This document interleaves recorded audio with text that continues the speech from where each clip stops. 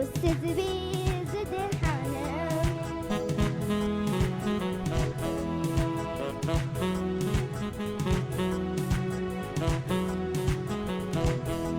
ብክርስቶስ መንግስት ካህን ድማ ዕጣን ዝዓጥን እናወረስኩ ዝወርስ ንጥሓሲስ ካብ ሃሎ ኣባይ ንጥሓሲስ ካብ ሃሎ ምሳይ ብክርስቶስ ሰዓቲ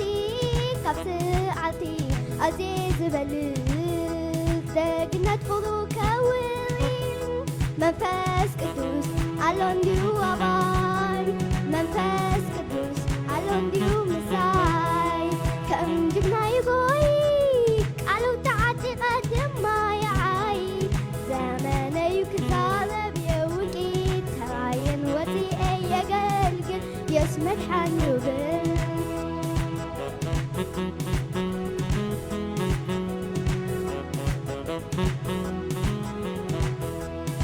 ካብ ሓይለይ ኮይኮነን ወይሲ ካብ ክለተይ ብዝምህረት እምበር ብጸጋ የሱሰይ ብጸጋ የሱሰይ ኣነ ብዝብሎ ቃሉ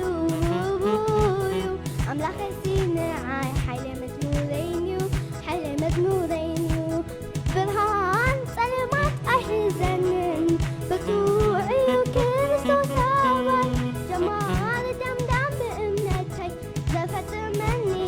ኩሉ ጉያይ ዝመርሐንናን ኩሉ ዓወት ብርሃን ጸልማት ኣይሕዘንን ብርቱዕ እዩ ክርስቶስ ኣባይ ጀማል ደምዳም ብእምነተይ ዘፈጽመኒ ኩሉ ጉያይ ዝመርሐንላ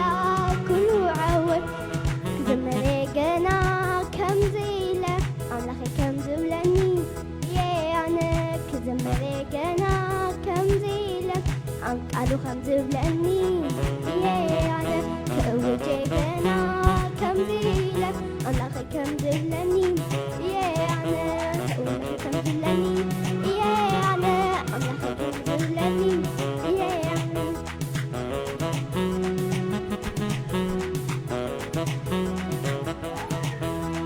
ካብ ጥንቲ ከምኡ ዘይነበረ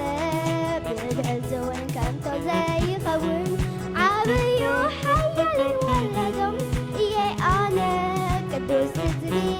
ዝድሓነ ካብ ጥንቲ ከምኡ ዘይነበረ ብድሕሪ ዘወን ከምቶ ዘይኸውን ዓብዩ ሓያልን ወለዶም እየ ኣነ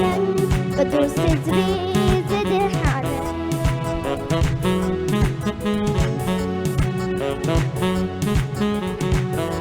ንክርስቶስ መንግስት ካህን ድማ ዕጣን ዝዓጥን እናወረስኩ ዝወርስ ንጥሓሲስ ካብ ሃሎ ኣባይ ንጥሓሲስ ካብ ሃሎ ምሳይ ብክርስቶስ ሰዓቲ ካብ ሰዓቲ ኣዝየ ዝበልፅ ደግነት ፍቕሩ ከውሪ መንፈስ ቅዱስ ኣሎ እንዲሁ ኣባይ መንፈስ ቅዱስ ኣሎ እንዲሁ ምሳይ ከም ጅግና ይጎይ ቃሉ ተዓጢቐ ድማ ይዓይ ዘመነዩ ክዛረብ የውቂ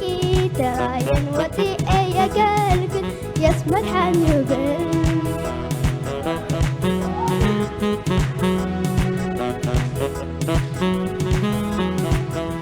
ካብ ሓይለይ ኮይኮነን ወይሲ ካብ ክለተይ ብዙምሕረት እምበር ብጸጋ የሱሰይ ብጸጋ የሱሰይ ኣነ ብዝብሎ ቃሉ እዩ ኣምላኸሲ ንዓይ ሓይለ መዝሙረይን ብርሃን ጸልማት ኣይሕዘንን ብርቱዕ እዩ ክርስቶስ ኣባይ ጀማል ደምዳም እምነተይ ዘፈጽመኒ ኩሉ ጉያይ ዝምርሐንና ኩሉ ዓወት ብርሃን ጸልማት ኣይሕዘንን ብርቱዕ እዩ ክርስቶስ ኣባይ ጀማል ደምዳም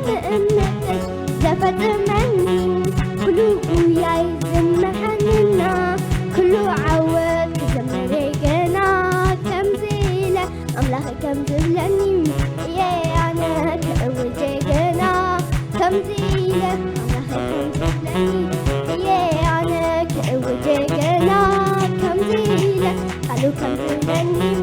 أنا قالوا كم تبلني أنا قالوا كم تبلني أنا أملاك كم تبلني أنا أملاك كم تبلني